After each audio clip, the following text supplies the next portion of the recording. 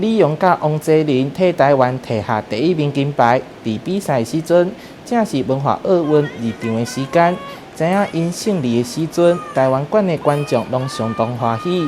来看一段当时的状况。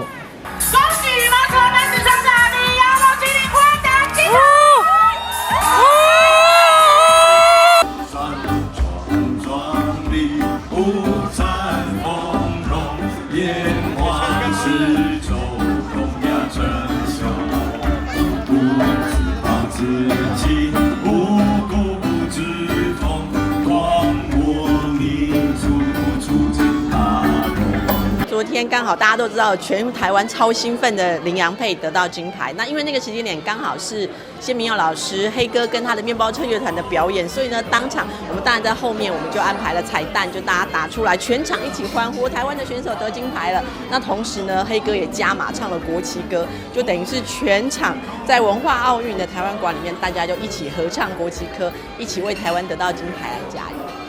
担任亚洲的面包车乐团特别踏过一首国旗歌，带动现场观众气氛，还佫发送金牌礼物，象征胜利。